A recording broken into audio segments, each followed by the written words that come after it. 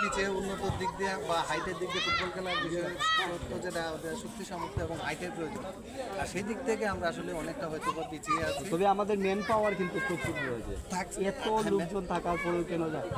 আমি যদি আপনার সাথে একটু শেয়ার করি যে আইসল্যান্ডের মতো যে দল যেখানে 16 লাখ লোক সংখ্যা, তারাও কিন্তু বিশ্বকাপ খেলেছে, কিন্তু আমাদের 20 কোটি জনসংখ্যা হয়ে যায়, কোথায় যে দুর্বলতা সেটা বুঝতে পারছি না।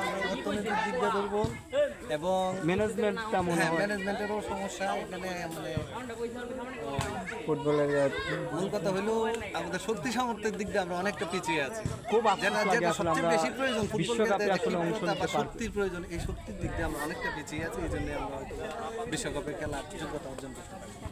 যাই হোক, আজকের ম্যাচ উপলক্ষে আপনার কি মেসেজ থাকবে আশেপাশের গ্রামবাসীদের উদ্দেশ্যে? আমাদের আমি যেহেতু প্রত্যাশী গ্রামে, আমরা আশা করবো যে আমরাই জিততে চাই, এই একটা অনুভূতি আমাদের মধ্যে তো আছে। চেষ্টা করবো পাশাপাশি যারা বিপক্ষ দল আছে তারাও জিততে চাইবে। তো আমাদের একান্ত ছাওয়া যে আমরা জিতবো ইনশাল্লাহ। ধন্যবাদ আপনাকে। ওকে, থ্যাংক ইউ।